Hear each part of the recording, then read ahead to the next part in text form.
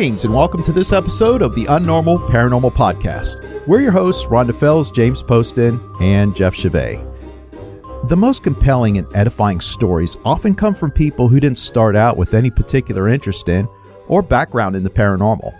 Case in point, author and filmmaker Stephen LaChance. A single father starting life anew in Union, Missouri, Steve unknowingly checked into a house that was already occupied. Now, the tenants in this case are the ones that we, the living, are not supposed to ever peacefully coexist with. Stay tuned as we discuss books and movies with Stephen LaChance, author of the best-selling book, The Uninvited, a book detailing the ordeals he and his family went through while living in a house built over and near centuries of violence and the unmarked resting places of long-forgotten unfortunates. We'll be right back. You're listening. Yeah, like all the time I'm listening. To the Unnormal Paranormal Podcast. Thanks for listening, and we'll be back in one moment. Like this really got me in orbit. Good evening, ladies and gentlemen. It is October 31st, Halloween Day, and this is our episode 16 of the Unnormal Paranormal Podcast. My name is James Poston, one of your hosts. With me is the delightful Rhonda Fells. Sometimes high. And Jeff Chevet. And Jeff Chevet. I'm not going to beat that one. Thanks, Ron.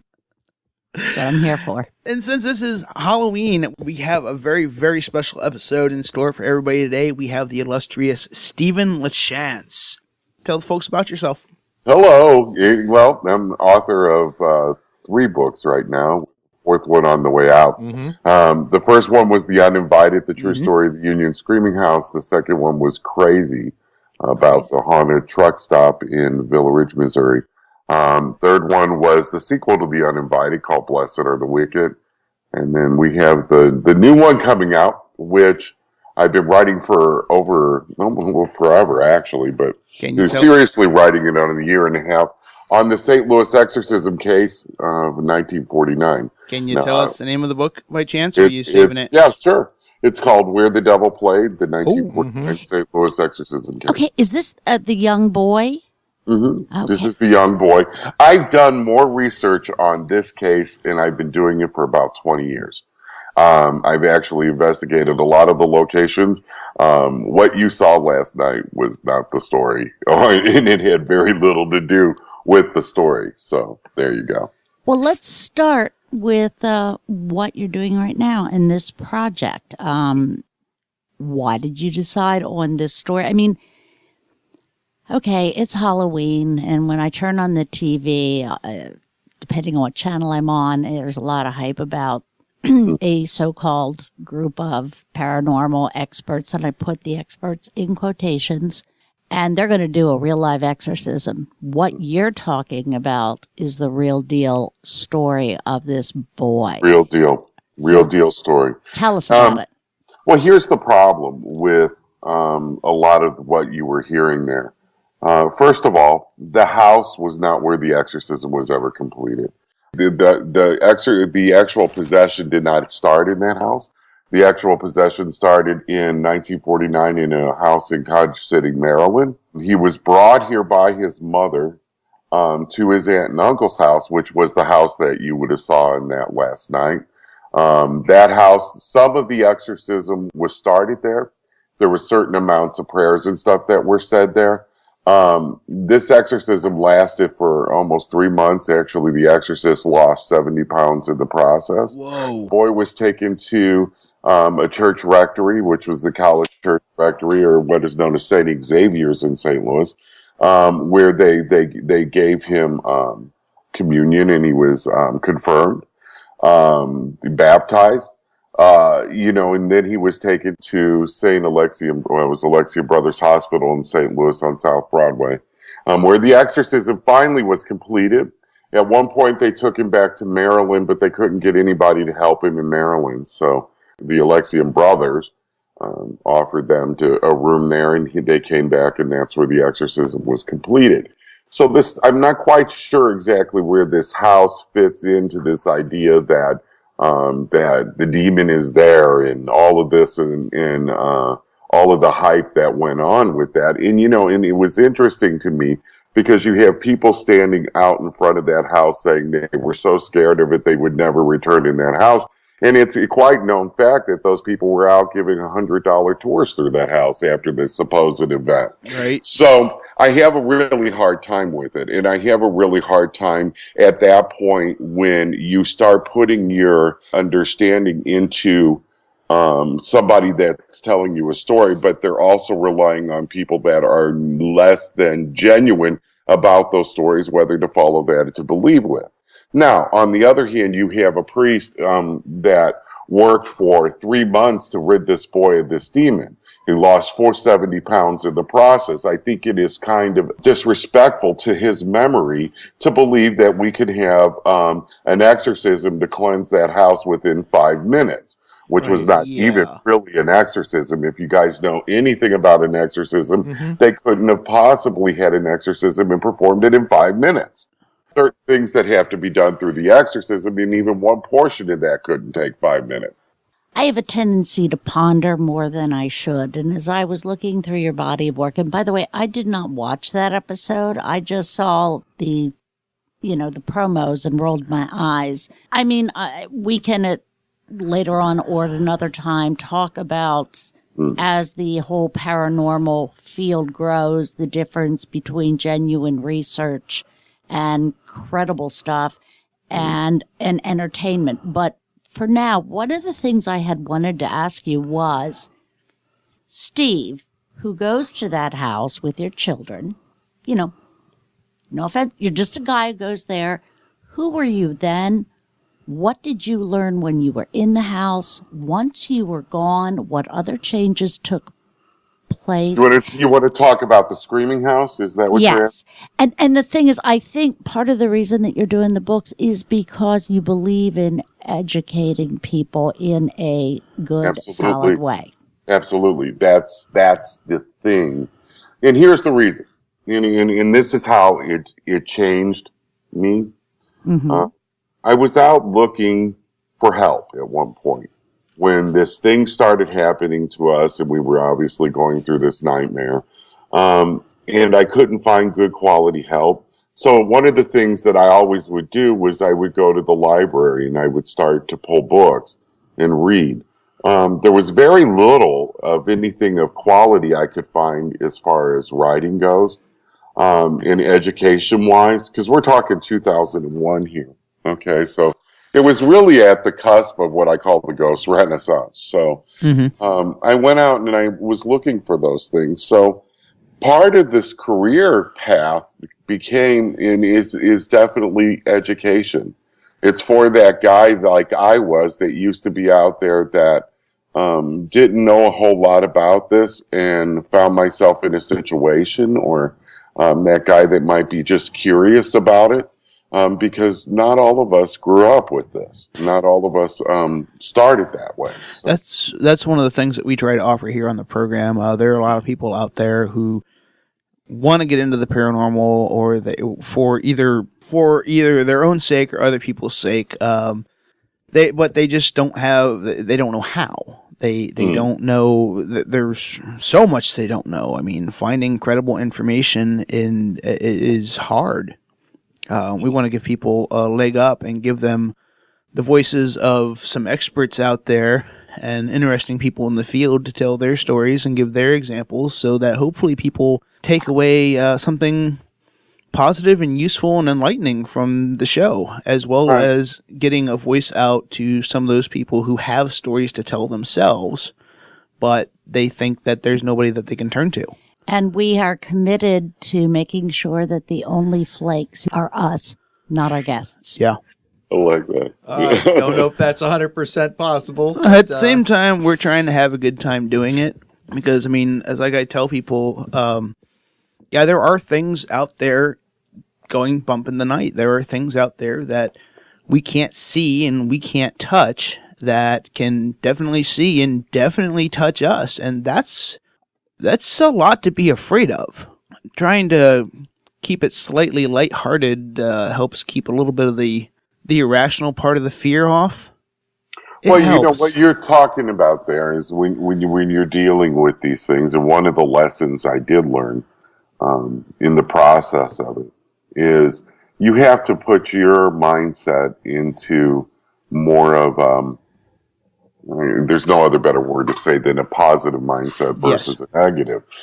That's very hard to walk into somebody that has, let's say, things flying across the room, or they're being scratch bitten or beaten in the middle of the night, and it's saying to them, "Well, you need to get more positive." But the truth of the matter is, until as long as you keep yourself in the role of the victim, as long as you don't realize where you're participating in your own situation, and as long as you don't realize that chances are, very probably so, your attitude is what got you where you are. It's very, very difficult to deal with. That is the hardest part of dealing with a haunting. Yes. Of a serious nature, is to change that mindset. And sometimes it's just a matter of waking up one morning and saying, okay, I woke up this morning. That's what I got to be thankful for today. Is it Bruce Lee said fear is the mind killer? Mm-hmm. Mm-hmm. This is very, very true. I mean, if you're so scared that you can't think, then you can't react. You can't handle it healthily. Yes, Well, Jeff? I think that's part of the thing about it, and that's part of the thing that it gets you, because it's, you're within fear. It takes that power away from you, so you don't realize that you have the power to stop it. You have the power to not let this thing do this to you. Mm-hmm. Because once that fear takes over, it's very, very hard to get out of that mindset. Yes, and knowledge is power. Power, Yep. Absolutely. That reminds me of the episode we did with Bob Cranmer, the Demon of Brownsville Road. Oh, yeah. It's a haunting out in Pittsburgh. Former Allegheny County Commissioner, no experience with the paranormal whatsoever. And by the way, he also had the Catholic Church working with him. The turnaround point in his haunting was, it didn't take the demons away, but he and his family were advised to start ignoring it. Perhaps even acting like their old selves again, having a little bit of humor, going out and being regular people again. There's some commonality there, and find that very interesting.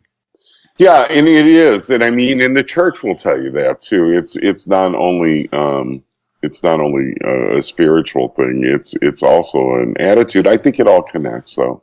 That vibration, we send out certain vibrations, and I think as long as you're sending out the negative or the dark vibrations, that's what you're attracting in. Law of attractions is very, very powerful thing, and it's a very real thing too. Mm-hmm. You attract what you attract in, and so that's very hard for people to admit that, because that does take a certain amount of personal responsibility. Yes. Now, were you coached by the some of the exorcists on the finer points of, for instance, did they give you this idea, Steve, to start developing a positive attitude no matter what? Be tenacious about it, and don't let it destroy you. Not so much. That didn't so much come from the church as much as the church. You get more of the spiritual side of it, but that came through. Well, it's interesting because in today's age, for about 7 years ago, we really first time we started as all of the people that had lived through these kind of hauntings started to talk together. And in those conversations, and I'm talking Carmen Reed, Tim Yancey, me, you got Bill Bean. I mean, we can go down the list. Right. We're still trying to get Billy on the show. Oh yeah, all of us, we kind of gathered together, and we started talking. And the one thing that we came up with was the one thing of common is that we were all at this very, very low place in our lives. And it was in a very negative place in our lives. And so the interesting thing is it kind of grew out of there, when we started, and we always talk about the different things, which is family, laughter, humor, a true spirituality, not just a faith, those type of things, changing that mindset, positive attitude, all of those things started coming into play with it, because we were all still healing ourselves in different ways. So we started putting the things that, so-and-so was doing this and it helped them. So we started doing that for ourselves as well. And the healing really came along when we all got together and probably did more help for each other than anyone else ever did for us personally. And this is what heralded the conception of Monster Paranormal? Well, yeah, I mean, I think in the end, you see that there was a need for something that was more educational out there, and I think that's where that the final for at least my journey, where it led to was that. Sure. Mm-hmm. We ourselves, Jeff, Ron, and myself, we have a combined small wealth of information and experience on our own side of the paranormal things, but we fully acknowledge that we have a whole lot more left to learn ourselves. Oh God, yeah, me too. Me too. I mean, that is a daily thing. Somebody last night, and we were talking about something. I don't remember specifically what it was. We were all sitting around a dinner, and so we were talking about something. I said, "But wait a second." I said, "I need to let you know this as we're talking about this. Even though I'm telling you this is what I believe at this moment, does not mean that something's not going to happen 6 months from now, Yes. and I'll completely change my mind." Because it's constantly morphing and moving. I wholeheartedly agree with that. I mean, I have said a lot of things on this program that it may turn around and sound like I'm saying something completely different the next week. It's just my ideas, my understandings, my conceptions, my theories, they're constantly evolving with the influx of new information. Right. I mean, I don't have facts. I have ideas and ideals. I'm only working with what I've got from my angle of things, as I'm taking away from the lessons that I learn from folks like yourself or the Ghost Hunters or Dr. Spector, or everything is a new piece of the puzzle. You just have to sit down and find out where it fits. Right. And you have to be willing to be flexible in your mindset, because it's always different. There is no 1 + 1 = 2 for the paranormal. Yeah, absolutely. And I think that's why, we need to be very, very careful when we're describing ourselves to people. I don't like that word expert at all, because we're not. Really, there is none out there, because we're all because the answers aren't there yet. We're all in flux of learning. Now, in that point, I think it's important that people that come in contact with us realize that. I mean, this is not a specific science at this point. Well, I think, what is it? In regards to tradesmen and such and so forth, an expert is considered somebody who's spent, 10,000 hours applying themselves at their craft or trade. If we're just considering time spent researching the paranormal, there are experts out there in the sense of how much time they've spent devoting themselves to their research and their work. But when it comes down to hard facts, the immutable, impermeable truth, there's nobody out there who has a wealth on that. Right. There's just no lock on it. And you know what I found? What's interesting? It's the longer I've done this, and I found with people, the newer ones are the ones that usually come up with the ideas. It seems like you once they get to that 5-year point, they're a little jaded, or they by that point they've just been browbeated enough that they're just following the packs. I mean, we talked to Mike Stevenson last week, who has said again and again that paranormal investigation is pretty much the same thing as bass fishing. You get yourself up, you go out to a remote location, you get your gear set up and your equipment set up, and then you wait. And you wait. And you either will or won't find something. I mean, I tell people myself, you go out 1,000 times, and 999 times you're not going to find a thing. But it's that one time, that one last time that makes 1,000, that you're going to get that big fat gold nugget that you've been waiting for the entire time. I agree with you. Absolutely.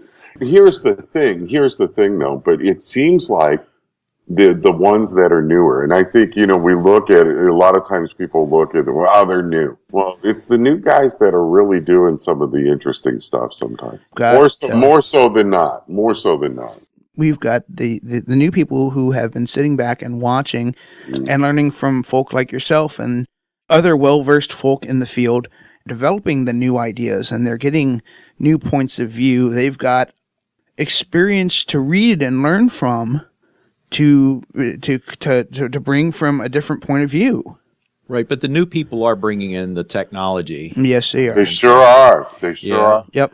We spoke to Mike Stevenson last week, and he's an audio engineer, electrical engineer also, and he's talking about all the different devices that he's made. Now, he's got to be maybe about 60 years old, and now he might be the exception. He's just, he goes back to the vacuum tube days when he first started. He was so cool. He's amazing. But like you said, a lot of the newer people, if you look at the young people on the ghost hunting shows, and I know a lot of people poo-poo that idea, like, oh, geez, look at those guys. But they all tend to be, there's a youth movement, I think.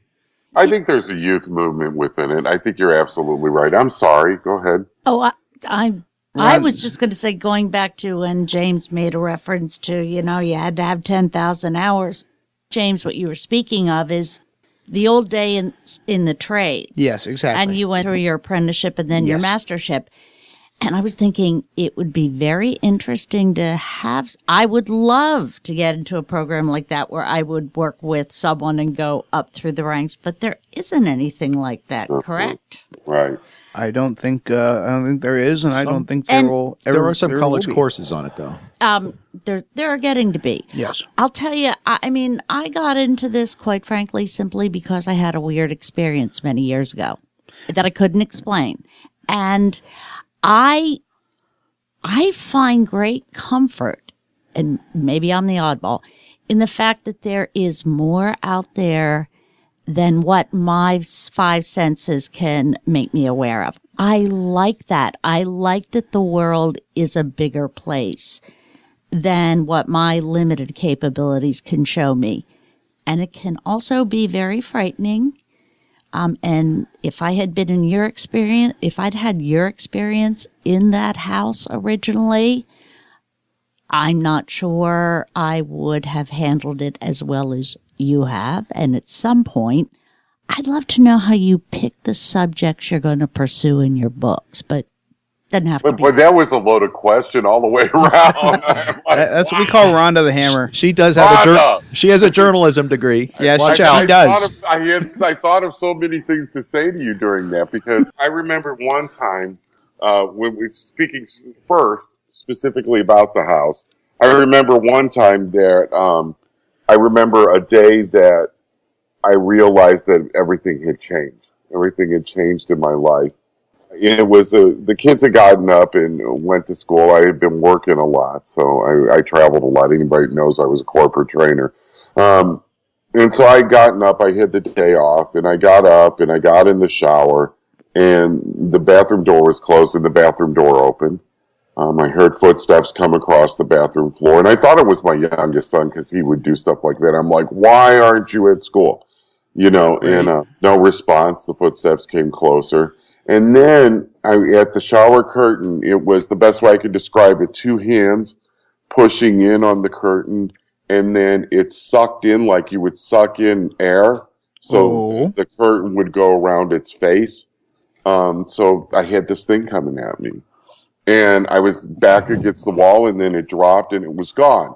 But here's the thing, and the reason I'm telling you this story is I remember getting out of the house. I had to get out. And I remember going to a restaurant, and I remember sitting in the restaurant just to be around people. Mm-hmm. But at that moment, I remember feeling never more alone in my life, because I was looking at everyone and I was thinking, God, you have no idea and I wanted so bad, and this is the answer to that question, Rhonda. I wanted so bad to go back and be them. I wanted so bad not to have that knowledge. I understand. At that point. So, it comes both ways, Yeah, I can find solace in the fact that there's something else out there and we go on. But then there was those times when I wish I was just normal again. And I was living a life in obscurity and pretty much not even realizing these things exist. Some of it can be very horrible at times. Which is why, like I said, my experience was interesting not frightening, and I have great respect. Being upright and able to speak Thank after you. some of the stuff you've been through. Yeah, and it's like when you were saying that, I was like, man, I got a story for you. Because you hit the nail on the head, and I appreciate it. That's why we call her the Hammer. Yeah. And then That's how what- do you pick stories, books? Yeah. I mean, you must hear so many different stories, but how do you decide? I mean, my background is as a writer. What do you look for when you make a decision what you're going to pursue? Well, to begin with, it was education. I mean, it was to write something for somebody like me in this situation like I was in. To be able to go someplace and grab something and know that there was somebody else that went through what you did. That was how the Uninvited. Crazy was a little bit different because I felt very passionate about at that point in the paranormal. We were all looking pretty much at everything was science. There was no in between. And what got me was, and I'll tell you exactly how it came about. I met a guy that told me he was the EMF guy for their team. Nice. And I thought, well, you're not using, and I said, well, is that all you do? Do you think about it? Do you guys sit down? And what it came out was that it was just all about the equipment and the science, and it was nobody sitting down to discuss things.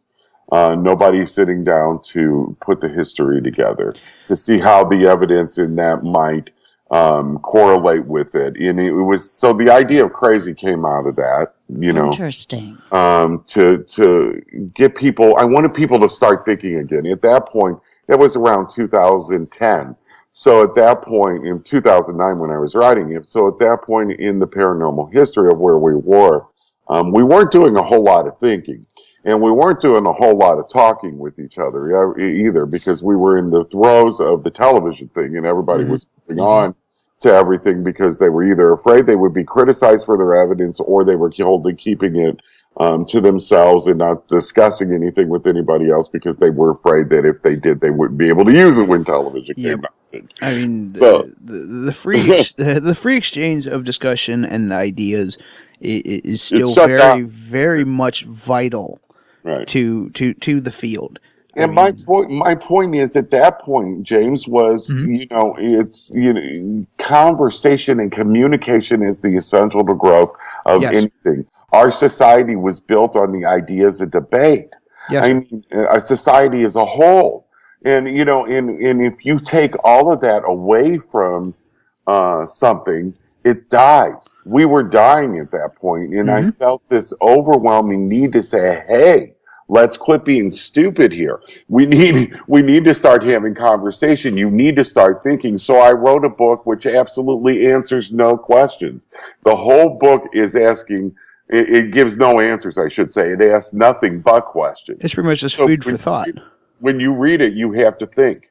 And it was to cause people to think, because I got tired of people not thinking. Get your head out of Your nostril. You could say it. Yeah, go ahead, fire it off, man. I started to say, get your head out of your asses, but And you just did. No, Remember, I'm the one who swore first on this episode, so I win. I I'll really put a like. count in the bio. I really like. Really. You're gonna start keeping tabs. You're on up to for 27, James. which was a good movie. Yeah, I actually into the movies. We were going to talk movies. We are still going to talk movies. Like, if that's what crazy is, I like the sound of that book. I've got to get my hands on that. Yeah. I mean, at some point in the future, we're hoping we would like to have a nice open roundtable discussion. Oh, those are great. Getting maybe get a handful of our previous guests on and go to town, so to speak. Hopefully in a friendly and civil and Great polite idea. manner. One of the things I like, when you go to some of the conventions, in the convention I met you guys at last June, Which unfortunately is not happening again next year. I know it's really sad Yes. because that panel we did a haunted panel where all of us that have lived through serious hauntings did a panel together. I think we and missed- so you missed it, guys, Yeah, we because did. those are. But when you do those type of things, those are the learning experiences. Yeah. You get in there and you learn because you have all these ideas that are together, and then you have the back and forth. Those sessions. So the round table for the radio shows or the podcast or whatever work in much the same way. It's a really good idea to do. It would be actually a lot of fun to get in on one of those with some of the other podcasting groups. Because they say we've got the hammer here, and then Jeff, who's completely random, and then me, I can be quite the rabid dog when I really get my teeth into something. I don't know. I don't think they'll be quite prepared for us to roll in someplace. Oh, I think we're not all that. I mean, I love us. Don't get me wrong. We're doing better. We're getting better every day. It'd be good to have a skeptic in, or somebody who's just a flat out non-believer. Do you think that's a good idea? Yes. I wonder, now that you mentioned that, I found about a group, and I just stumbled upon them. It's is it Society for Skeptical Inquiry? Have you ever heard of that? There's several different societies out there like that. I think it plays an important role. Yes, it does. I at one point, now here's the thing, and I'll make a statement to you about this, is at one point when I started out, maybe I wasn't a skeptic as much as I just didn't have time to think about it. But the more I do this work and the longer I do it, which I've been within the paranormal now, for 14 years, almost 15. Mm-hmm. And I look at it, and I found that I've become more skeptical as I go on. I'm much more of a skeptic now than I was in the beginning. A skeptic in the sense that you no longer believe in spirits? I do believe in it, but when I'm presented with something, I'm more analytical about that presentation of it, mm-hmm. and I will look for more logical explanation. I'm very much the same way myself. It seems like the longer you do it, the more you get that way too. Yeah. So you mean everything that goes bump in the night is not a ghost? Absolutely not. And here's the thing, guys, that gets me is I think coming from my background and coming from a personal experience first, what that did was I don't care about labels, and I don't care about, different things. It's like Dr. Barry Taff was doing a thing on black mold and the possibility that black mold could cause certain mass hallucination. If it ever came out that the haunting I lived in was something like that, I would be more than accepting of it. Okay. Because the thing is those that live through those horrible experiences, no matter what caused that horrible experience, it doesn't take that away. But whatever caused it, to know that would be such a relief in some ways. It would be. And I think, I don't think none of us actually, and I'm speaking for myself here too, I don't think we actually can 100% say to you what it was that we lived through, other than the fact that we lived through something very horrible. Now, in my case, the church is going to come in and tell you it was possession, it was demon, it was this. And the thing is when they did that, they put out in 2012, they put out a 156-page report calling, and this was the Roman Catholic Church, calling the haunting demonic infestation, oppression, obsession, and possession. Ooh. And I sat down to read this report about my life, by the way. It terrified me. Scariest document I ever read. I picked up the phone, I called my mother, and I said, oh my gosh, the church did this, and I just read it, it's scary. And she goes, but when did you stop thinking through things and realizing that's just one point of view? Mm-hmm. And that was really smart. And the thing is, I like your mom, by the way. Oh, she's great. She's really great. And and I was like, you're right. Where in the world do I get off thinking that one opinion is going to define me, my experience, and what happened to you and my family? I'm like, and my friends, it's like, it takes away that. So I've really, through this journey, I've become skeptical in some ways. I look at all angles, not just one, and there was a case I did a couple of years ago, and I always tell the story because it was a little girl. She had something that was crawling into her bedroom at night, and she would wake up scratched, beaten, that sort of thing. And she was saying it was the boogeyman, and the parents thought the boogeyman was coming in at night. And then so we went and saw her, and we asked her to draw out the boogeyman. And the boogeyman she drew out was anatomically correct. Very oversized, as a matter of fact, which just states sexual abuse. What comes to find out, the uncle was coming in the bedroom at night with a ski mask climbing through the window, and he was molesting her. And that hit me really strongly, because if I would have went into that case, and this is explaining the skeptical part of it, if I would have went in that case and I wasn't the biggest skeptic in that room, if I was not looking for every possible explanation for this, I might have missed that. And if I would have missed that, this little girl would probably still today be going through that kind of nightmare. So that's important. I think it's really important. And I always use that example to stress that to people, that you have to be open to everything. Just because it's not paranormal at times does not mean it's not important. One way to get me madder than hell real quick is look at me and say, well, I left that house because I just didn't think it was paranormal. It's like, well, how dare you? Somebody came to you and asked you for help, and then you turned around and walked out of the house because you didn't think it was paranormal? How arrogant of you. You hear it quite a bit. I mean, if you're going into a location because somebody asked for your assistance, period, you have an obligation to do everything within your powers, be they physical or cognitive or what have you, to identify the problem, to pick it apart, find out what could and couldn't be, explore the possibilities, break them down. Look at the situation, look at the environment, look at the fact, look at every little thing you can think of to look at, and actually come to something resembling a decent conclusion before you walk away. I mean, you just don't say, oh, there's no ghost, and then take off. Well, it depends. And when I say that, don't jump down my throat. Let me finish. If you are in it because you really want to help people, then you stay. If you are someone who is only looking to further bolster whatever their belief system is, then you get out. And I prefer the former kind of people, and the latter kind tick me off. I mean, my thing is if you go in to help someone, you help. Exactly. If you're not in this and it's okay. It's okay. Some people are not in this to help someone else. They're in it for just pure research. That's okay. Know your place. Know what you believe, what you are, and then act like what you are. If you are one that just likes to go out and investigate and you don't want to help people, do not go into private cases. And I think you'll keep yourself out of a lot of problems. Another thing that you always hear too is, well, I left them because they were crazy. Well, here's the thing, though. Keep in mind that a lot of these things are attractive. We have institutions full of people that have had paranormal experiences and are still having paranormal experiences.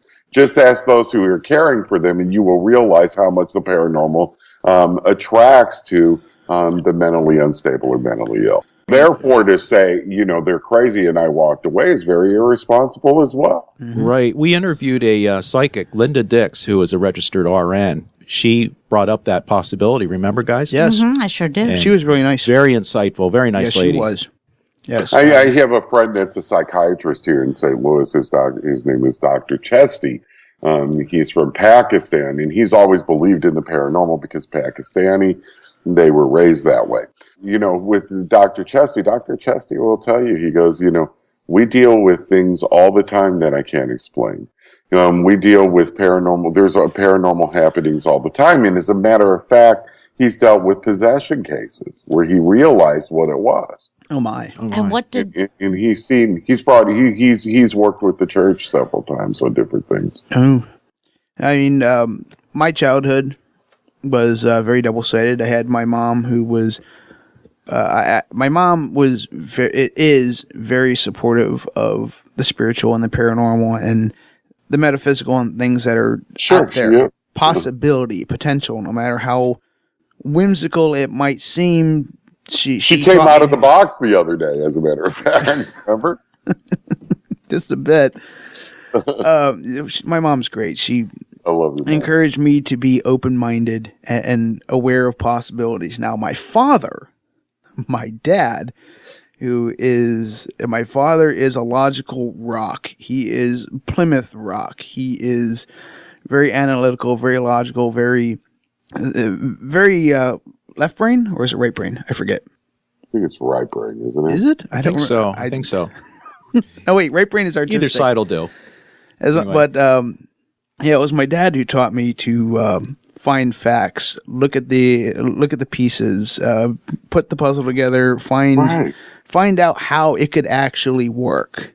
And I will always be grateful for that, because otherwise I'd be wandering around just running blindly into anything and everything, going, hey guys, come this way, there's a ghost, blah, blah, blah, and just making a complete idiot ass out of myself. And I mean, it is important for a person to have capacity for both. I mean, faith is all fine, well, and good, but we're looking for answers. We've got to be able to try to find rational fact. Right. When you guys were talking earlier about technology. Now, Steve, I was looking at some of the photographs I was doing some research, and two of them, I think these are at the Screaming House. One, there was a hand coming out of the wall that wasn't there while they took the picture. Picture, that's correct. And another one, the entities outside the chain link fence. That raises the hackles on your skin, but it shows that you're using scientific equipment, so there is a place for the rational. Oh yes, absolutely. There is a place for the rational. Yes. And it's got to be, and that's the thing. It's a balance.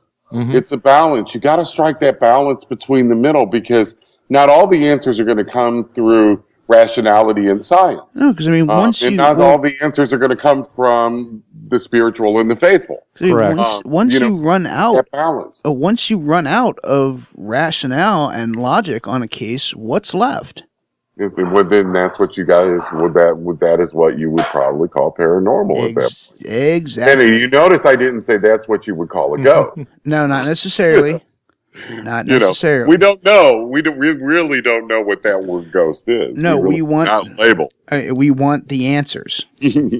It's probably more than a decade ago that I was watching this program on string theory. Okay, now I am like string cheese theory. Nope, the other kind. And now I'm hungry. And now I am too. Thank you. You're welcome. We do have donuts, but anyhow, we haven't gotten to them yet. I saw those donuts. That's why I showed up today, Steve, to see you, and because there were going to be donuts. Those donuts are questionable. There you go. Anyhow, I'm watching this program on TV just because I have a tendency to run with a lot of people who are techie types. I'm not. So I thought, okay, sitting here in the privacy of my own home, where only I will know what a goof I am, I'm going to learn some about string theory. And it was like string theory for dummies, but they were talking about how weak the power of gravity is. Who knew? I mean, compared to other forces. Sure. And they were saying, okay, if you've got a slice of bread and you cut it up, and each slice is a certain dimension, and the next dimension might be 2 seconds behind it. And anyhow, like I said, more than a decade ago, wasn't interested. Only had a passing interest in ghosts at that point. But the guy on this Discovery Channel program goes, so there's a theory that when you see ghosts that keep doing the same things, it could be that they're just in another dimension, and for whatever reason, the gravity gets too weak and they kind of come in for a second and then go back to where they belong. And I'm like, if I had known that I could watch a science show and learn about ghosts, I would have done this years ago. This is a very interesting theory there, I'll tell you. I mean, like I'm gonna I have said, to think about that for a while. That's what I remember, but I was like, wow, that's pretty cool. But then there's this other side of it, which we got to look at too. I mean, we've talked about the science part of it and the technology in that, but then there's the history side of things. And I think this is the part that sometimes gets lost is the research. You get this evidence, right? And you have it, and then what do you do with it? Well, I want to put it out and I'm going to do a report about our investigation. Well, okay. Well, chances are people aren't going to read your report anyway, just to let you know. But The other thing Not is, to be a downer. not to be a downer. They really trust me. Though that day's long gone. But however, what is interesting is the history. How do you go ahead and show the history of something and how the paranormal played within that history? And I found that I've become much more of a historian in that sort of way to find out what caused the haunting. You have to understand what caused the haunting to understand the haunting. Yes. And I think a lot of times that ball gets dropped. Right. It seems to some days. I mean, it's cause and effect. A lot of it. I mean, something really, really nasty, really, really awful happened back in the past, and it hung around. There's a reason. And how do you begin to do that history search? And how do you, and I think that's important. I think it's the next phase we really, really need to start teaching people more about history and the importance of the accuracy of history, not only just the history, because, there's a lot of inaccuracy on the history. And I don't think it's caused by people who are necessarily majority trying to deceive. I think it's just, they hear one thing and they take it for granted that, whoever said this must have done the research when obviously sometimes it hasn't happened. I don't think it's that at all. I just think, we need to start teaching people how to do that for themselves, to be more accurate about the stories that we tell, to be more accurate about the histories that we tell. Because once you put out, a kernel of misunderstanding or false history, it grows into something much larger. And it's not only an injustice to what we're trying to do, but it's also the injustice to the memory of whatever it is we're working on as well. You have to keep respect in mind. The show Dead Files comes to mind right now. Great show, by the way. Steve DeShaw. It is cool. Absolutely. He has the background. He knows how to do investigations. He was a homicide detective in New York City.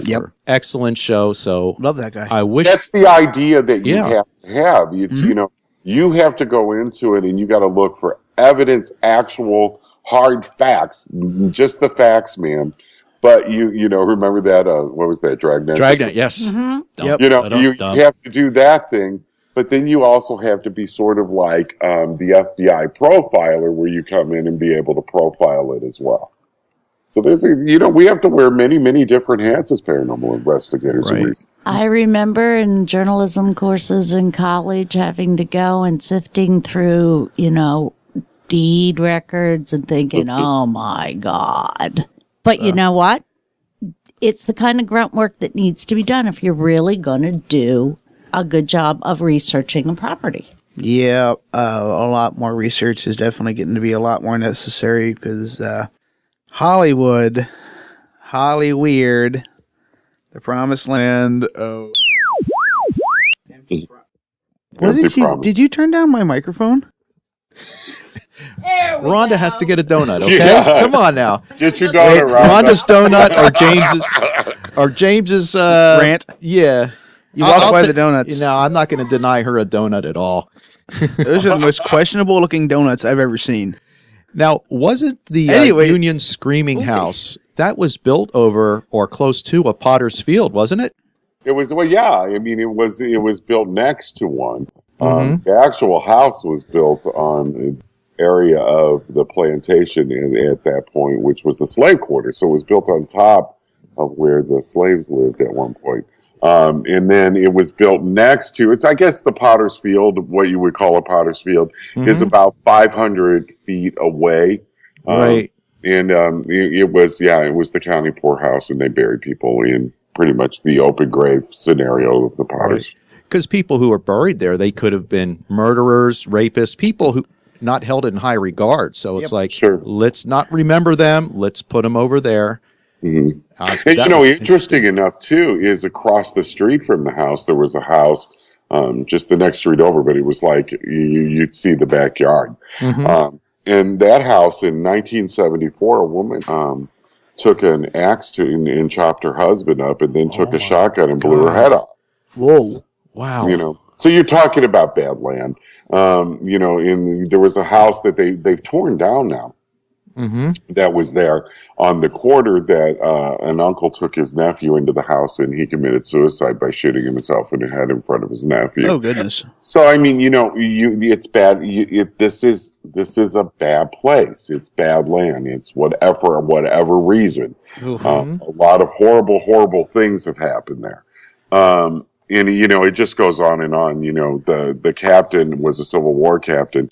His wife actually became pregnant by one of the servants at that time, because it was just right after the Civil War, but you know how that goes. Right. And at the point when she had the baby and he realized that it wasn't his, he killed the baby and he hung it in a tree in front of his christening gown. Not only that, he lined up all the male slaves and he shot every male slave because she wouldn't tell him the exact slave, or the servant at that time, which were slaves at one point, how they did it. Then he took, the doctor was a friend of his, and he had the doctor insert wire between her ribs, and he punctured her lungs, and he killed her that way. And now, interesting enough, his own ancestors tell that story. That would make for one hellaciously freaky movie. Yeah, eventually maybe. I've been real cautious about that. You guys have no idea. I mean, you would go see it and go, here's the thing. We'll talk about the movie thing for a second. You guys would go in and look at it and you would say, oh my God, that's a great paranormal movie. That was wonderful. That was so exciting. I would go in there and go, oh my God, this is going to last forever. This is my life on film. Kind of a scary thought. In my luck, they would give Dan Aykroyd to play me or something. That would work. He's a pretty good looking guy, on par with you, sir. He really, really is. My daughter always says, "But Dan's a cross between Stephen King and Dan Aykroyd. He's the love child of Stephen King and Dan Aykroyd." Wow. And I think so then she did a mashup picture once of the two of them together, and I'll be damned if she wasn't.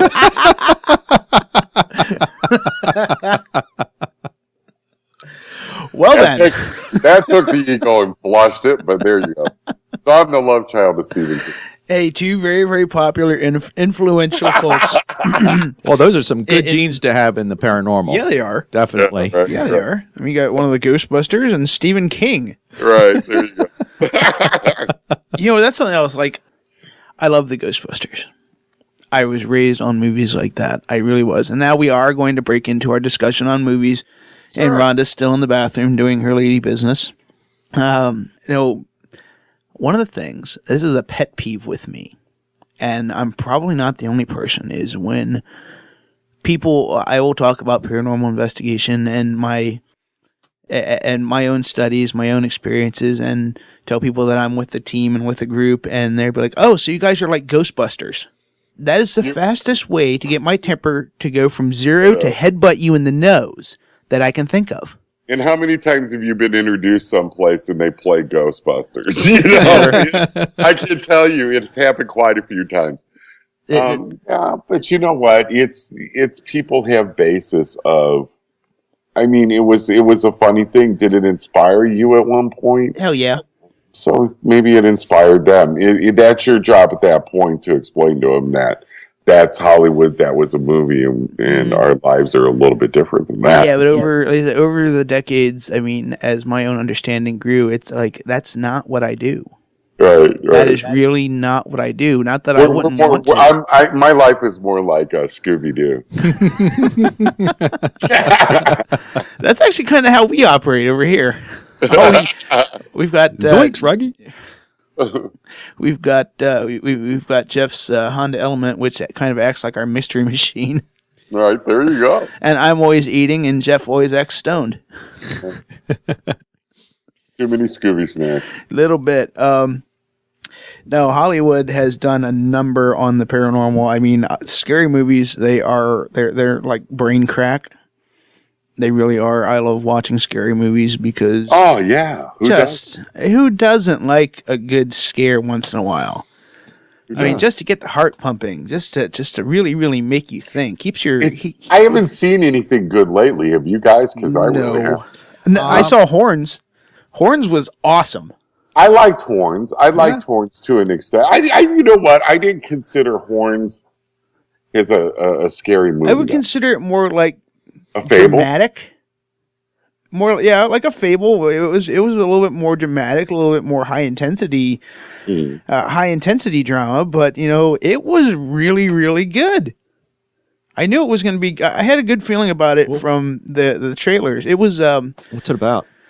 Horns was. Good luck explaining that one. Horns was Daniel Radcliffe, the actor who played Harry Potter for the last 3,000 years, doing an American role. Okay. He actually does an American accent and everything. If I didn't know for the fact that the man is from the United Kingdom and hadn't watched him in 13 different Harry Potter movies, I would think that he was born and bred American. He was really, really great. Anyways, the concept is this guy is like down on his luck, sort of trash of the town, doesn't kind of the outcast, has this wonderful, beautiful, loving girlfriend who is like his reason for living, and gets accused of murdering her. Like the entire damn town believes that he did it, even though he's been mostly cleared of it. Well, one morning he wakes up and he's sprouting horns. Wow. And he can't tell you anything else after that, by the way.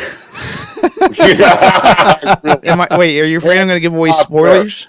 You have to stop there. Yeah, there's a lot of spoilers. Hilarity ensues. Horrifying hilarity ensues, I promise. The movie was brilliantly written. His performance was excellent. And honestly, it was the best thing that I watched last night. Oh, you watched it? You just watched it? I literally just watched it last night. I saw it months ago. Yeah, I wanted to. I'm just constantly working, constantly busy, constantly tired. I'm trying to catch up on movies from this year. And slowly and surely. I also watched, last week it was It Follows and The Gallows. Now, we didn't agree on It Follows. I thought It Follows was I have thoughts about It Follows. It's not one of those things where the movie didn't scare me, so it's automatically crap. It Follows did not scare me. Not even a little bit. It Follows had some very, very interesting cinematography to it, but it revolved around they don't actually explain the origin of the thing itself, which is a pet peeve for me. I mean, I like to know. It was an unknown mystery element. It was just the constant antagonist that starts following a person. I think that's the scary part of it, isn't it? The unknown antagonist. I find I'm one of those weird guys. I find facts to be scarier than fiction. I mean, I don't know what it is. Well, I think just because the antagonist is unknown doesn't mean that it's fiction. It's unknown. The antagonist was constant, unstoppable, unerring. It was Cunning. Not even cunning, just determined. It was just determined, and it was in your face. It was determined and steady, and the thing about this creature, this entity, is it just walked after you. Mm-hmm. Constantly, wherever you were. At a slow, steady pace? Like a normal strolling pace. Like you were walking through the mall, like you were walking down the street, like you were walking to your car. Mm-hmm. No great pace, no great hurry, no great rush, just constantly walking, constantly coming at you. And Rhonda's back, and so now in my head, that old Did ditty... you spray? No. Thanks for asking, though. You're welcome. That old ditty, Me and My Shadows, because I have not seen that one, but I gather we are now talking about our favorite scary movies. Mm-hmm. This is not one of my favorite scary movies. This is not going to make the list of my favorite scary movies. But then again, I've also seen John Carpenter's The Thing like 19 times, and it's still one of my absolute favorite freaking movies. Sure. No matter how many times I sit down to watch The Thing, it's like, oh, I don't know if I want to watch this because it's in my head. Anyways, but we're talking about It Follows. The premise of the movie is there is that thing that is this thing that is following, that will follow its target until said target has sex with another person, at which case it transfers it to that other person. If it catches up to that person and kills them, it goes back to the person it was following previously. Well, here's the thing. You think about what you just said there. It's talking about promiscuity in our society. Now, that's where I am going to get to that point, because that is what stood out that is the most thought-provoking part of the movie. That is very thought-provoking. Now, they said the key there is it's going to keep coming for you unless you get it on with somebody else, and they get it on with somebody else, and so on and so forth. So you really have to doubly screw someone, sort of. This girl, at one point, I don't know how, I lost track of how many different people she had sex with trying to pass this thing around. I know, you know what, I don't even care about spoilers. At one point, she swam out into a lake where there were, I think, 3 dudes on a boat. And the subtext implied that she definitely went out there to do the deed. Yeah. The whole, the flavor, So the background theme was the was teenage promiscuity and sexual openness, passiveness, freedom. You know, it's the sex drive. So is it Well, something? Hormones, the urge. Most horror movies are based upon sin anyway. Yes, they are. Yes, they are. I mean, and you know, when you're a teenager, that becomes one of the things that you start thinking about more and more and more. It is endless. It is always there. Sex, sex, sex. Who wants me? Who do I want? Who will have me? Who can I have? Who can I get? Who can't I? It's So many questions. it is never. It is there. You go. So many questions. What do I want? Who do I want? What am I actually into? It's never ending. I don't know, brother. I'm 50 now, so it's a long time since I had those questions. Dude, I'm 35. I haven't had sex in a year and a half. Thanks for sharing. I'm fine though. Okay, well, that's good. I'm in control. And it's that urge is constantly following teenagers these days, which I get is kind of the representation about about it, because they said that they very, very clearly said that it can appear to you as anything. Someone you know, someone you don't know, someone you love, someone you've never met, but it will always be coming after you. If it's after you, you can see it. Nobody else can. So isn't the antagonist then a sexually transmitted disease then? I was going to say, is this sort of a morality play on STDs? Eventually it will catch up. Eventually it caught up to somebody and it killed them. Yeah.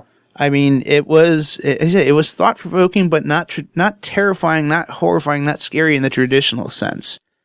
I mean, over the course of the movie, it took on a number of different identities and faces, and ranging from a little old woman to this guy who had to be at least 7'8". That was interesting. That did get me for a second, because they open the door and the girl comes in, and then there it is right behind her. Nobody else can see it. It just kind of like steps in over and around her and starts coming, and they go out the window. And Who did they get to play a 7'8" man?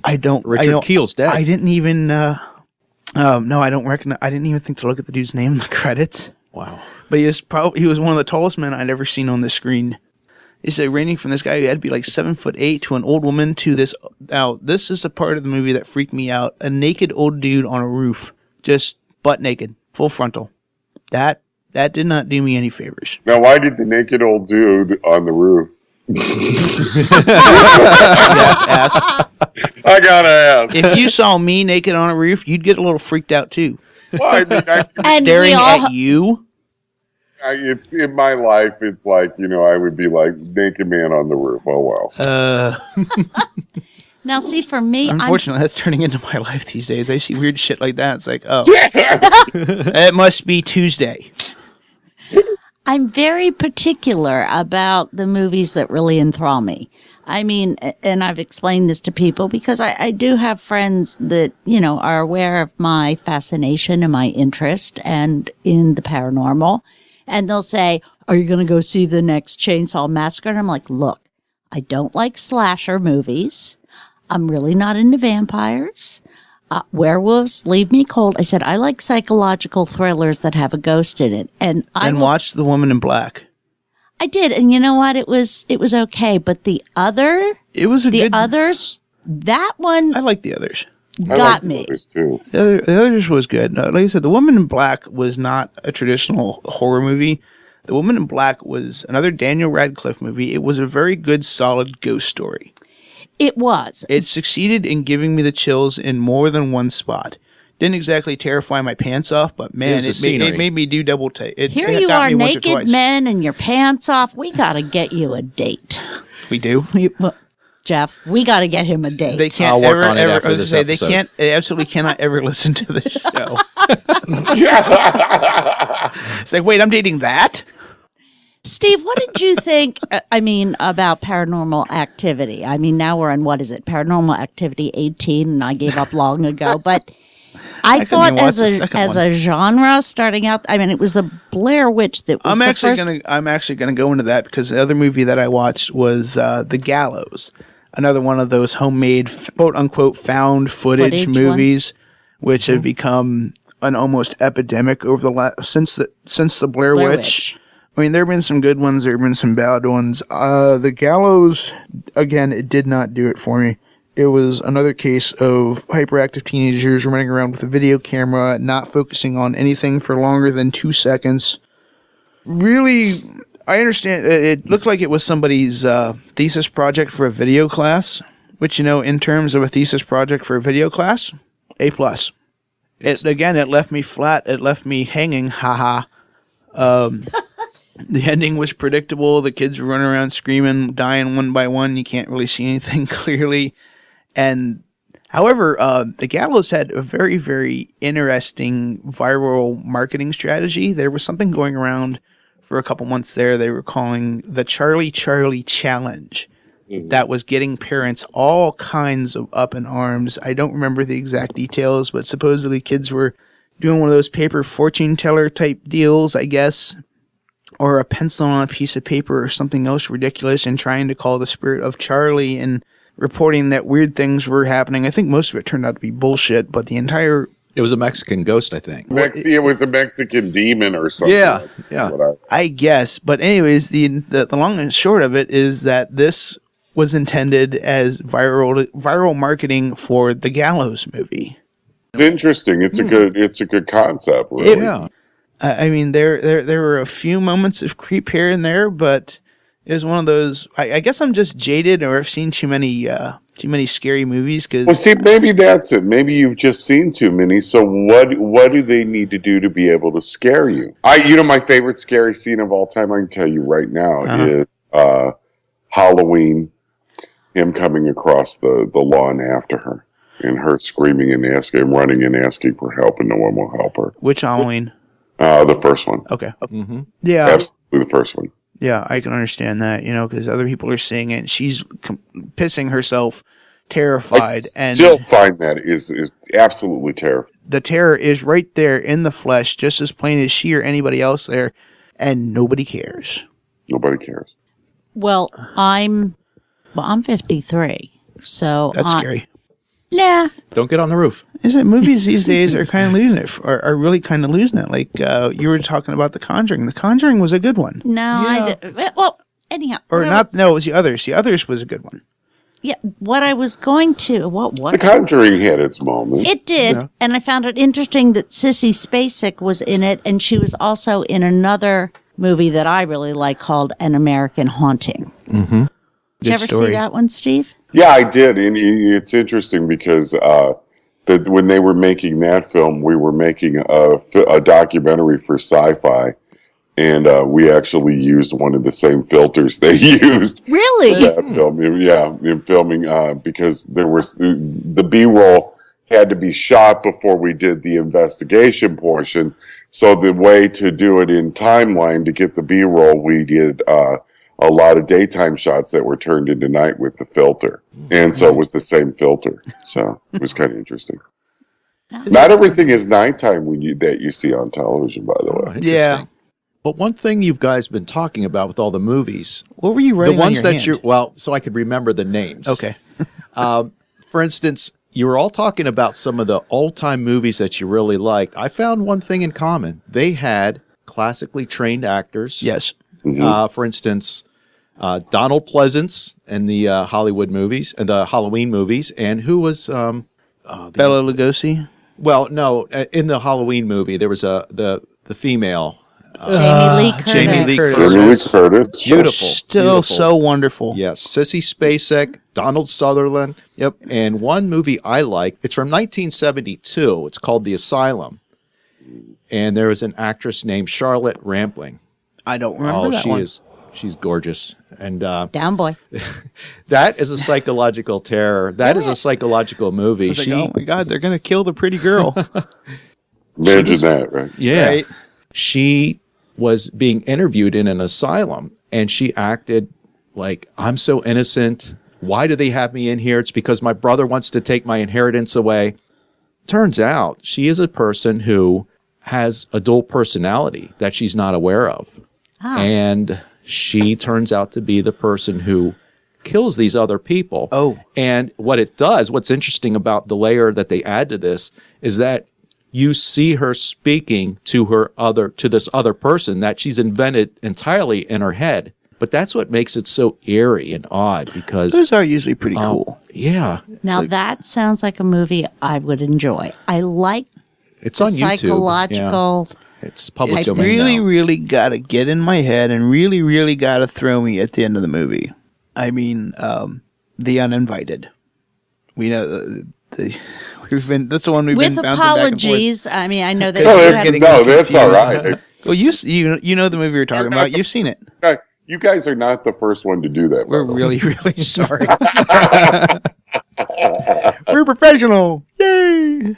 All right. It happens quite a bit, but go on. Let's talk. The Uninvited had you believing that the girl was talking to her sister and best friend the entire movie, like interacting back and forth, just the two of them, ample time, just the two of them.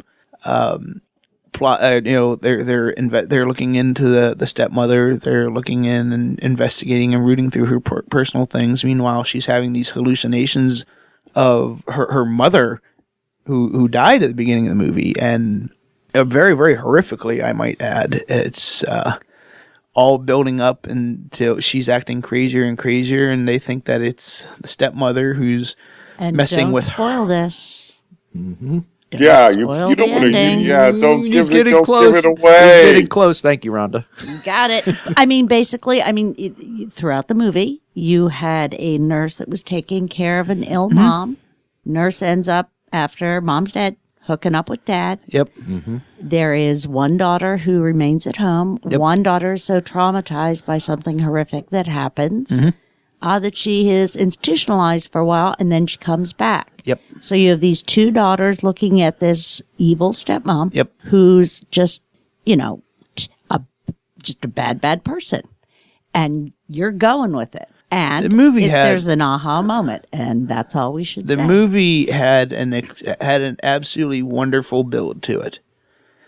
I mean, the tension and the mystery and the drama just kept building and building. All and right. building. Okay. That I is wrote that one.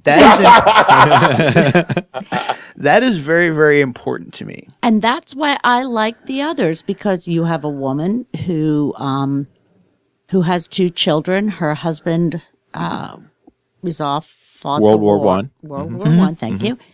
Her children have a condition; they cannot be in direct sunlight, and there are some housekeepers that come to, and some tradespeople who come to help her with the house. And the house, odd things start happening. And I am your daughter. No, not that. And so they begin to think that perhaps this house is haunted. And again, the ending is not what you'd expect. And I like those kind of movies. One that got to me recently was The Babadook. No, I haven't seen that. You've seen it, James? I watched it last night. Some people. Now, here's the thing, James. Don't wave your hand at me. People like it or they hate it. There's no in between with this movie. Unfortunately, I am 51% did not really care for the movie. I loved it. Now, James, we don't care about you, but why did you like it, Steve? I'm going to turn your mic up to see how you like that. Concept of a child's, every child has that book when they're younger that scares them. That and I remember one of my kids, my youngest son, had a book called the Taily Poe, that used to scare him tremendously. The And, what? it was called The Tally Pole or the Taily Pole, but it was a book that really just it was a kid's book, and it was we'd always read it to him around Halloween time.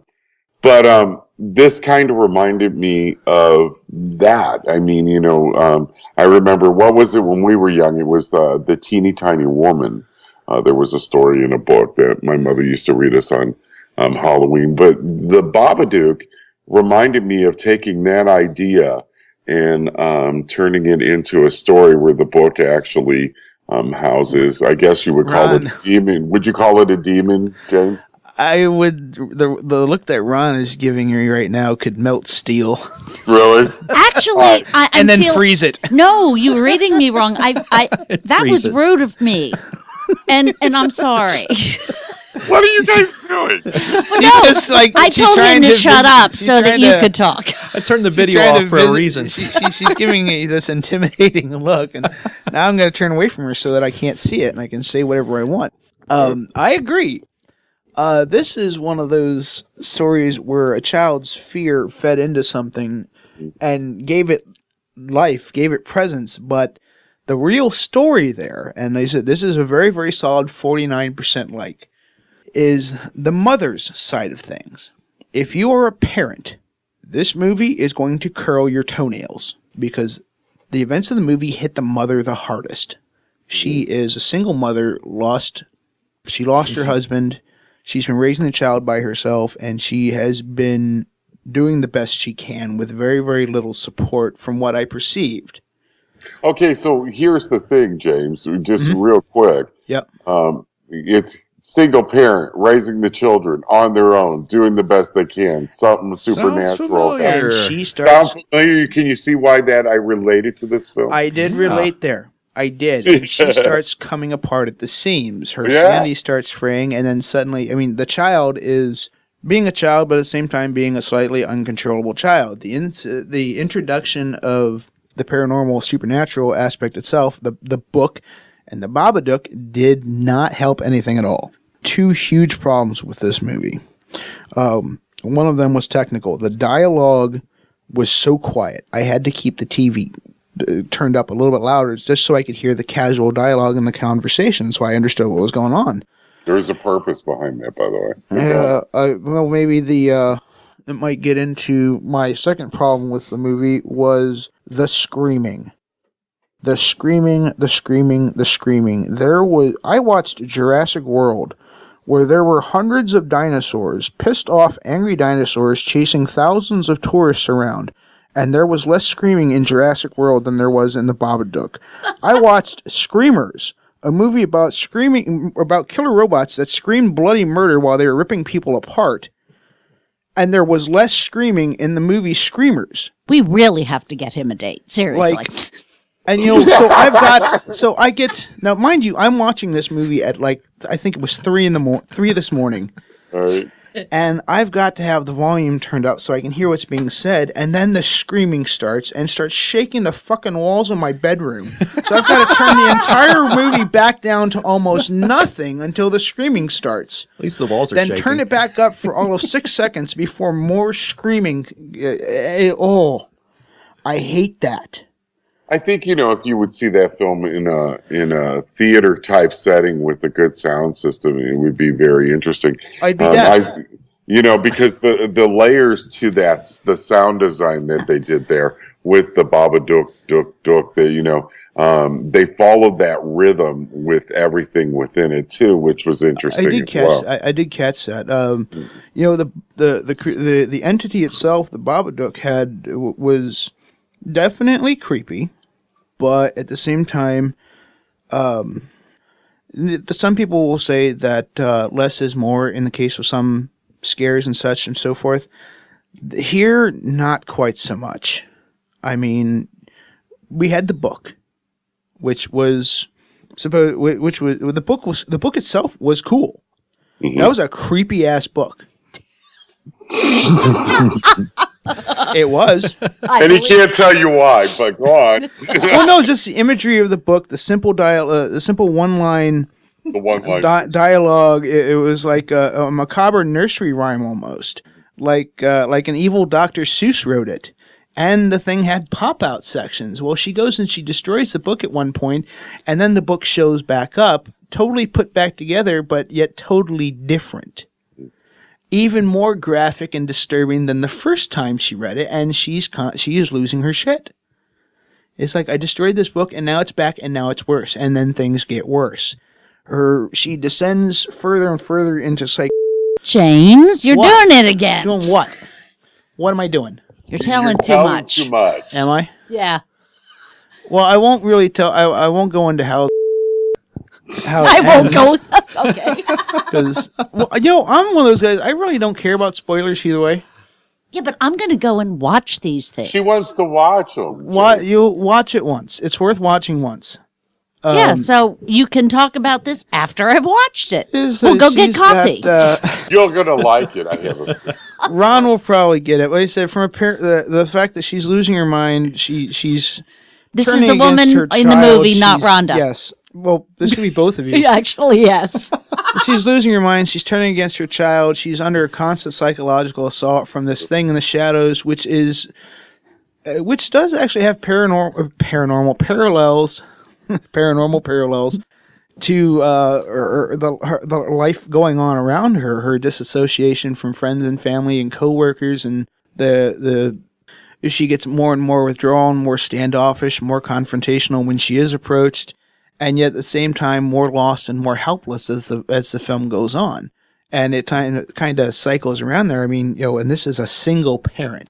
Mr. LaChance, I have no idea why you could relate to this book at all. right. You understand? Yep.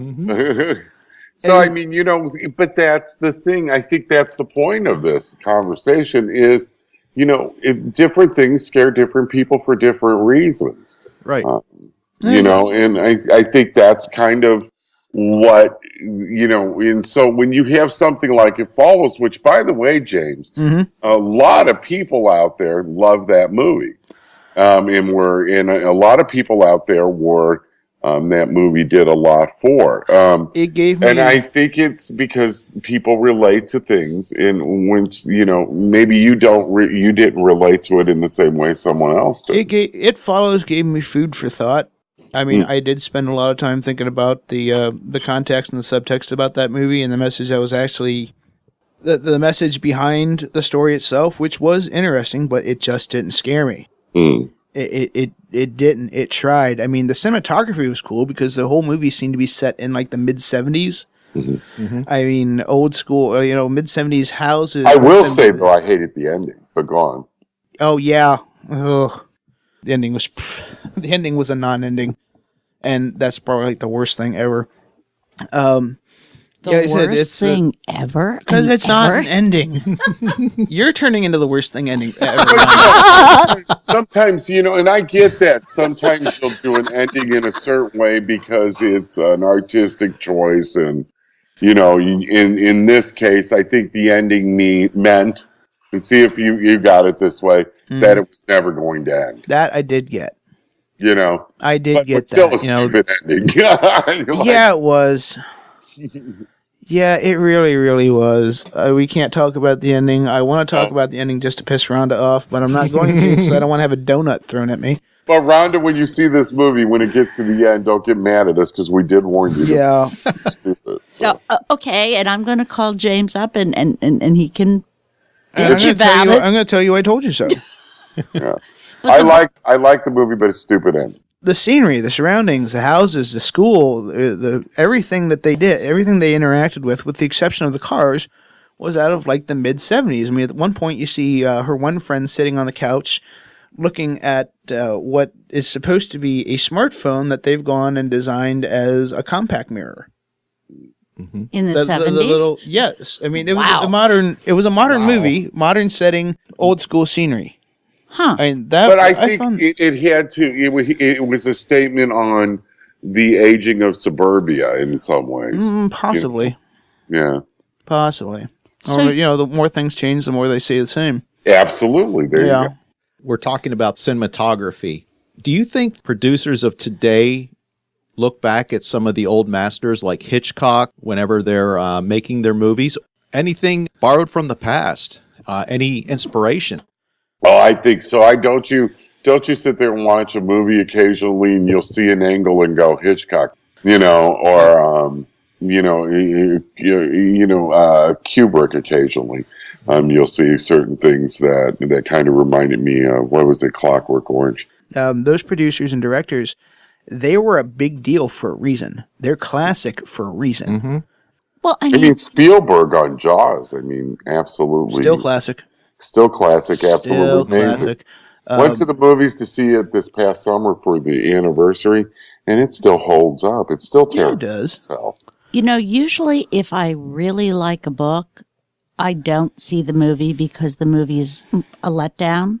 Because in a book, you can get more texture, more depth. But Jaws was a movie where the movie was... I read the book first, but, and that music. I don't think music has been that effective since Psycho. I'm trying to think of the movie that I was ranting about. This movie, it was that Tom Cruise one with what was her name? Not Emily Blunt, was it? Nicole Kidman. Was it Eyes Wide Shut? No, it was the one where he's repeating every day again and again. It has a weird name. The original story was called All You Need Is Kill. Right. The book itself was very, very short, and if you read the book, it had a vastly different ending. I find the book was fantastic. The movie would have been better as like a standalone kind of title itself, if it wasn't trying to draw from a book. What was it called? I don't know, and I'm being quiet because I like that theme though. You repeat it time after time, like that movie John Cusack was in. It was like Groundhog Day. Yeah, it was like Groundhog Day meets Starship Troopers. Yeah. Yeah. I imagine that's probably how they went into the studio and said. Yeah, kind of. That's what they do, by the way. I had a book of mine go into a studio once, and they said, it was The Uninvited, as a matter of fact. And they said, it's The Shining meets the Amityville, kind of meets Terms of Endearment. And it was like, wow, never mind. Putting them all together would be very interesting. But, if you've read any Shakespeare, and then you go and you watch a lot of movies today. I mean, there are only so many themes out there. Well, Gone Girl was absolutely amazing. That was. That came out of left field. That was one that I wanted to see but never got around to seeing. It's still on my list of things to watch. You need to see it. I'll definitely get back to you on that one way or another. It'll be a great conversation, I promise you. All right, I'm going to hold you to that. Now, we would be remiss if we did not at least let Jeff talk, because I know who he loves. I've got to admit, all right, I'm pretty much a nerd when it comes to the horror genre. All right, I'm not as studied as James or Rhonda. You want to call me studied? Twisted? Desensitized? Yeah. Warped? Cynical, cynical, sweet at the same time, complex. Right. Salty sweet, complex, simple. I just think that Boris Karloff was, in my mind, he is just, it's his diction, it's his style, it's his training. He made several shorts in a series called Thriller, Dialogues with Death, and Mr. George. Now, this isn't scary to most people nowadays, but when I was a kid, I'm 51, I have brothers that are almost 70 now. And when we were growing up, we would be watching the old time classics. And Boris Karloff it was just his diction and the scenery. He had a creepy voice. Boris Karloff was so freaking smooth. He was. He really, really was. He just had a way of driving it home. His expressions and his dictation, his presentation. Yeah. It was just like the uncle you would sit down to, and he would tell you stories. While your mom was away. It's like, don't tell him these stories, and your favorite uncle would sit down and tell you these stories and scare the bejesus out of you. Just about. And he just had this way. It was like him and Vincent Price. He had that that presence. Mm-hmm. It just it just filtered right into your eyes and ears and right down to the dark places of your soul that you don't want to look at, and he'd make you look at them. Right, and without all the special effects. There's something There's something too, and I don't know if all of these were in black and white, but there's something about black and white that does something for me. I mean, Doesn't it? Night of the Living Dead. Yeah. whether it's, I mean, I like black and white art. And when I see a movie in black and white, there's, I don't know what it, It's very primal. It's very simplistic. It's. What was that? Oh, that was me. Okay. Okay. I just got a message. Sorry about that. Did we tell you that we're just going to keep you on till midnight? Or We're going for a little bit longer here. you should ask the guest, does he still have time? He still has time. Otherwise, he'd say So he doesn't tired. have time My anymore. son just told me he's missing his grandma's chili today. Oh, Aw. we're sorry. Wait, grandma's chili? Grandma's chili. Yeah, she makes chili for Halloween, and he's not able to go down to get it this year. So he's missing it. So Well, that's he gets our sympathies there. Okay, So I had to type him back and go, it's okay. there'll be chili next year. And that's when you sit down and you tell him, "Well, I'm getting some. Sucks to be you."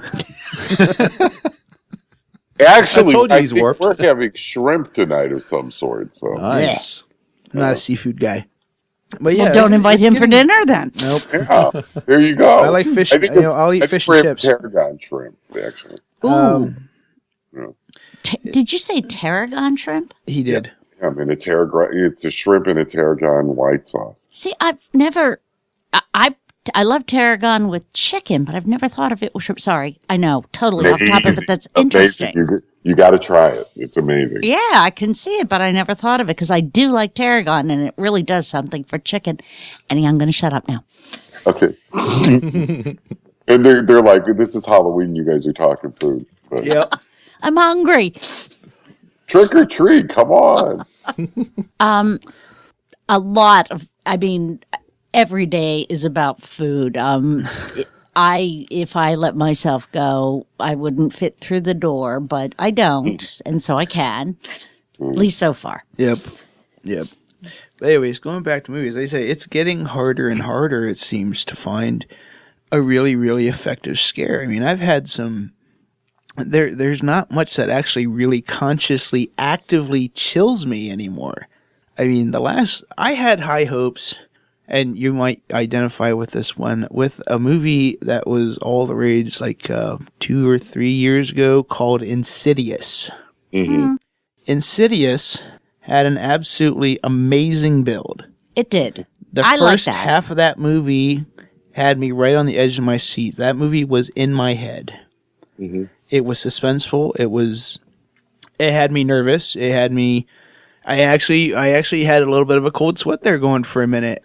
It was about a demonic haunting, something coming after his kids and such and so forth, and they're trying to figure out what's going on.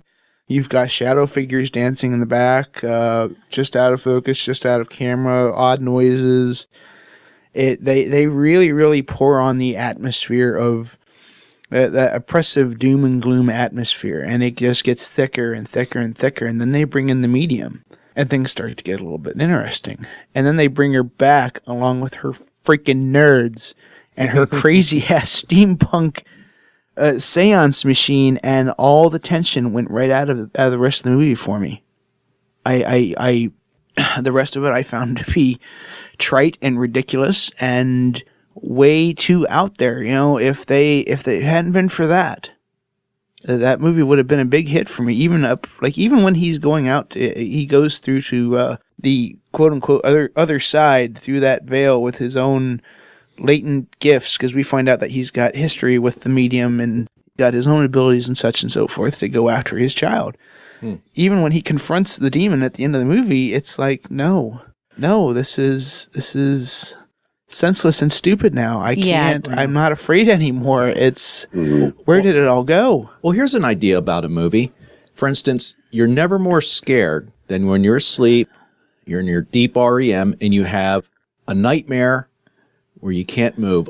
This dream totally consumes you, and you're powerless against it. Maybe if they made a movie, if they were looking into somebody's head, this guy's having a nightmare, let's produce a nightmare on Well, film. you know Does what? that make They sense? yeah, it does, because they just did a documentary about sleep paralysis. I'd And watch you can that. watch that on Netflix, by the way. Yeah. It's a horror documentary, and it's actually pretty good. What's the name of it? It's something about shadow, isn't it? I don't remember the name of it. I'm sorry, but it was actually all right. I'll have to. It's on Netflix, though. Jeff, do you need to change the battery on the recorder real quick? We Yeah, like we'll the do it. We'll do it. freakiest group of people because you've talked to like the real professionals. Are you like, God, these people are messed up? Be honest. I thought it was a lot of fun. As a matter of fact, when we got off the air, I was going to tell you what a great mix the three of you make. Thank you. We hear Thank that a you. lot, Thanks, actually. Anyways, we got to wrap this up right now. All of our listeners, this has been part one of Stephen LaChance. You can someday it will be hosted at our website www.unnormalparanormal.com. You can I'll get on contact us directly at unnormalparanormal@gmail.com. Did you get the Hotmail set up? Yes, everything's working. And unnormalparanormal@hotmail.com. Give us your stories, give us your feedback, tell us what you think. And otherwise, thank you, everybody. Try to have a good night. Happy Halloween. And thank you, Steve. We'll see you soon. Thanks, Steve. Okay, Great happy interview. Halloween. Let me know. And that's a wrap. Thanks to all our listeners and guests, Stephen LaChance. Steve went beyond simply recounting a mosaic of events at the Union House. He framed it inside a newly gained perspective, one that extends faith into a spiritual and comprehensive journey in answering which is an illusion and which is real. For more information on Steve, click on the All Podcast Episodes menu link at the top of our webpage, www.unnormalparanormal.com. Make sure to check in next week as we hold part 2 of our discussion with Mr. LaChance, where we discuss movies and ask questions about his more recent books, Crazy and Blessed Are the Wicked. And so, until next time, good night.